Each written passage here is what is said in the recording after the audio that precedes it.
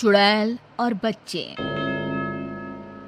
कुंदन अपनी पत्नी पारो और 2 बच्चों मुन्ना और रिया के साथ रहता है। चारों का परिवार अच्छा खासा खुशहाल चल रहा था, लेकिन एक दिन उसकी पत्नी पारो सीढ़ियों से फिसलकर गिर गई और अस्पताल पहुंचने से पहले ही उसने दम तोड़ दिया। कुंदन की जिंदगी तो जैसे वीरान हो गई। बच्चे भी बहुत दुखी रहने लगे। इसी तरह देखते देखते 1 साल बीत गया। एक दिन कुंदन का मित्र उनसे मिलने आया। अरे कुंदन, तुम इन बच्चों के लिए दूसरी शादी कर लो। कम से कम बच्चों की ठीक से परवरिश तो हो जाएगी। मित्र के बार बार समझाने पर कुंदन तैयार हो जाता है। नई माँ रूपा शुरू में बच्चों और कुंदन का बहुत ख्याल रखती है, पर 6-7 महीने बाद ही वो कुंदन के जाने के बाद आराम से सो जाती। और जब मुन्ना और रिया स्कूल से आते तो, ए रिया, जल्दी से पूरे घर की सफाई कर और बर्तन धो दे, तभी खाना मिलेगा। और मुन्ना, जाकर छत की धुलाई कर। वो बच्चों से ही घर का सारा काम करवाती है। उन्हें खाना भी ठीक से नहीं देती। खुद के लिए और कुंदन के लिए वो बढ़िया बढ़िया पकवान बनाती। जब रात को कुंदन काम से वापस आता तो, अरे, बच्चों ने खाना खा लिया?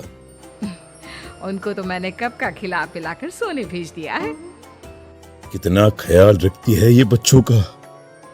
एक दिन जब रूपा सो रही थी, मुन्ना देखता है कि रसोई की अलमारी में मिठाई रखी है, लेकिन वो वहां तक पहुंच नहीं पाता। तो वो अपनी बहन को बुलाकर लाता है। मैं घोड़ा बन जाता हूँ, तुम मेरे ऊपर चढ़कर वो मिठाई उतार दो। उन्होंने मिठाई उतारी और खा ली।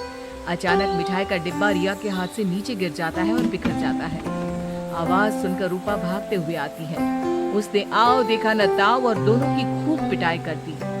जब देखो तब भूखे ही रहते हैं ये बच्चे, न जाने इनका पेट है कि कुआं। बच्चे खूब देर तक रोते रहते हैं, लेकिन फिर आपस में ही बातें और मजाक करके एक दूसरे का मन बहलाने लगते हैं। रिया, जब मैं बड़ा हो जाऊंगा ना तो एक मिठाई की दुकान खोल लूंगा। पहले हम लोग खूब सारी मिठाइयाँ खाएंगे और फिर बेचेंगे। मुन्ना, मेरी तो शादी हो जाएगी, तुम अकेले ही सारी मिठाइयाँ खाओगे ना? अरे हाँ रे, तब तक तो मेरी भी शादी हो जाएगी।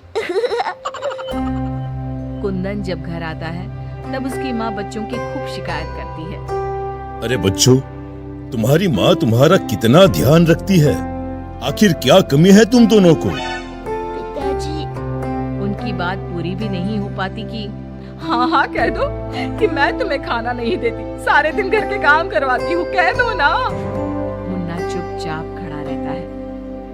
अब तो हम दोनों को पिताजी से बात भी नहीं करने देती। नहीं माँ। मुन्ना और रिया बहुत दुखी होते हैं। रात को इन बच्चों ने नाक में दम कर दिया है, तुम इन्हें लेकर जाओ और कहीं जंगल में छोड़कर आओ। अरे ये क्या कर रही हो तुम? ये दोनों मेरे जिगर के टुकड़े हैं, इनके बिना मैं कैसे रहूंगा? कुंदन को बार बार समझाने पर भी जब वो नहीं मानता, तब उसे एक उपाय सूझता है। कुछ दिनों तक वो बच्चों के साथ खूब अच्छे व्यवहार का नाटक करती है। बच्चे खूब खुश रहते हैं। एक दिन, सुनो, जल्दी से नाश्ता लगाओ, मुझे 2 दिन के लिए शहर जाना है। रूपा बहुत खुश होती है।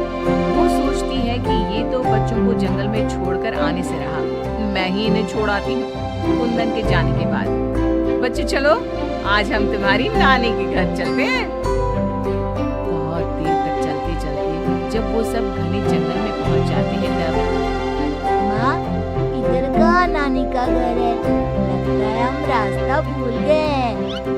अच्छा, तुम लोग यहीं रुको, मैं रास्ता पूछकर थोड़ी देर में आती हूँ। हाँ, ये कहकर रूपा उन्हें वहीं छोड़कर चली जाती है। बहुत देर हो जाती है और रूपा वापस नहीं आती तो माँ कब आएगी भैया?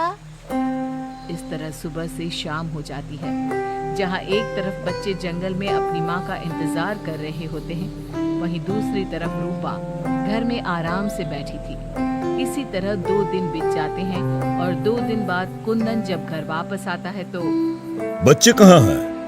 मैं उन्हें जंगल में छोड़ आई। ये तुमने क्या किया रूपा? बच्चे बेचारे जंगल में अकेले कहाँ भटक रहे होंगे? क्या किया तुमने ये?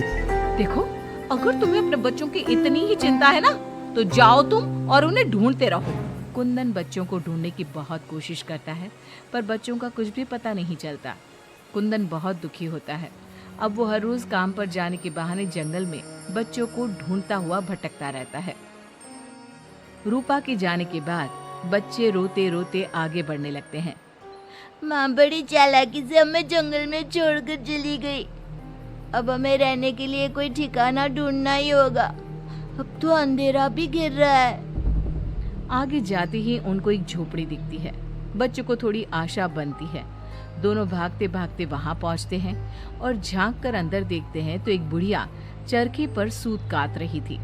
उसके शरीर पर सफेद वस्त्र थे। अंदर का माहौल बड़ा डरावना लगता है, पर बच्चों को तो कोई आसरा चाहिए था। वो दोनों दरवाजा खटखटाने लगते हैं। तभी वो बुढ़िया पीछे मुड़ती है। बच्चे जैसे ही उसे देखते हैं, उनके शरीर के अंदर भय से एक अजीब सी सिहरन दौड़ जाती है। माथे पर बड़ी सी लाल बिंदी, आंखें सुर्ख लाल और बाल भी अस्त व्यस्त। जैसे ही उसकी नजर मुन्ना और रिया पर पड़ती है, उसके चेहरे की रौनक बढ़ जाती है। वो बड़ी प्रसन्न होकर कहती है, आओ आओ बच्चों, मैं तुम्हारी दादी जैसी ही तो हूँ, आ जाओ। बच्चों को प्यार से वो घर के अंदर बुलाती है। बच्चों के लिए खूब सारी मिठाइयाँ, फल और बिस्किट ले आती है। बच्चे तो पहले से ही भूखे थे। वे खाना देखकर उस पर टूट पड़ते हैं। उनका सारा डर भी दूर हो जाता है। वो खाने के बाद तुरंत ही सो जाते हैं। जब सुबह उठते हैं तो बच्चों, हम घर के पीछे वाले बगीचे में चलते हैं। वहाँ बहुत सुंदर फूलों का बगीचा था। मुन्ना और रिया वहीं खेलने लगते हैं। बुढ़िया अंदर चली जाती है। तब तक मुन्ना की नजर एक गिलहरी पर पड़ती है, जो एक कोने में दुबकी हुई थी।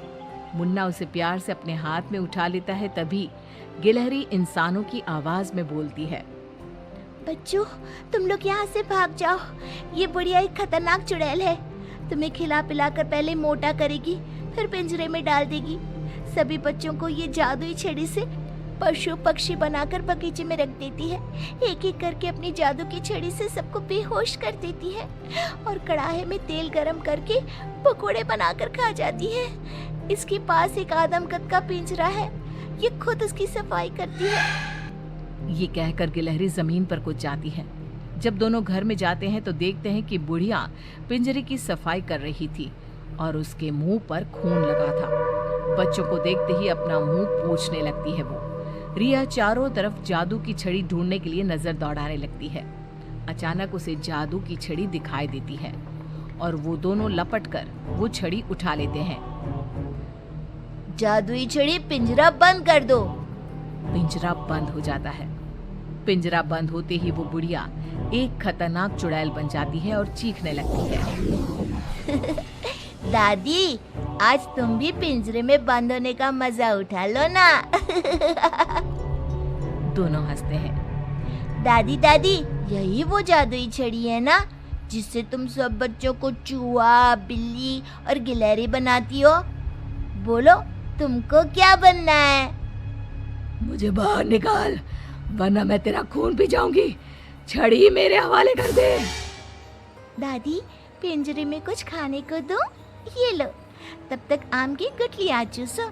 इनमें अभी भी बहुत रस बचा है। दोनों आम की ढेर सारी गुठलियां पिंजरे में फेंक देते हैं। एक बार मैं बाहर आ जाऊं ना, तुम दोनों के पकोड़े बनाकर चबा जाऊंगी।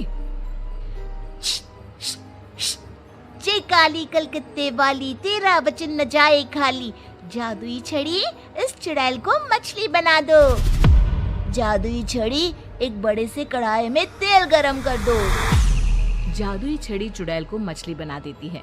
दोनों उसे उठाकर एक बाल्टी में डाल देते हैं। कढ़ाई में तेल गरम हो रहा होता है। मुन्ना और रिया दौड़कर बगीचे में जाते हैं। वहाँ बहुत सारे जानवर और पक्षी होते हैं। जादुई छड़ी, इन सारे लोगों को इनके असली रूप में बदल दो। तभी सारे जानवर और पक्षी बच्चों में बदल जाते हैं। सब कमरे में आ जाते हैं। हमें इस चुड़ैल ने बहुत तड़पाया है, चलो आज इसको मजा चखाते हैं। जादुई छड़ी, इस चुड़ैल को पिंजरे में डालकर फिर चुड़ैल बना दो। पिंजरे में कैद होकर चुड़ैल फिर चिल्लाने लगती है, ये सारे के सारे शैतान कैसे यहाँ आ गए?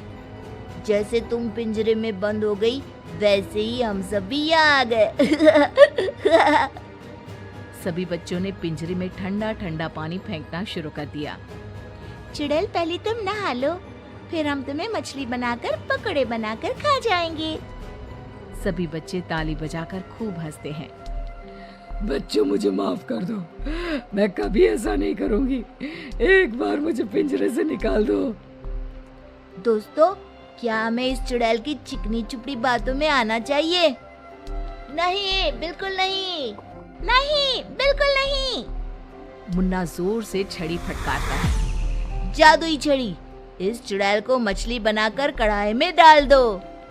मछली की कढ़ाई में गिरते ही बहुत तेज आवाज होती है, जैसे कहीं बिजली चमकी हो। सभी बच्चे डरकर एक दूसरे से चिपक जाते हैं। मछली का आकार बहुत बड़ी सी चुड़ैल का हो जाता है। वो बार बार कढ़ाई से निकलने की कोशिश करती है। सभी बच्चे मिलकर उसे फिर कढ़ाई में ढकेल देते हैं। अंत में वो गरम तेल में जलकर मर जाती है। सब बच्चे खुश होकर तालियां बजाने लगते हैं। मुन्ना जादू की छड़ी की सहायता से सभी बच्चों के साथ शहर आ जाता है। जब वे अपने घर पहुंचते हैं तब पिताजी, हम आ गए। कुंदन उनकी आवाज सुनते ही भागता हुआ आता है। बच्चों को देखकर उसकी आंखों से झरझर आंसू गिरने लगते हैं।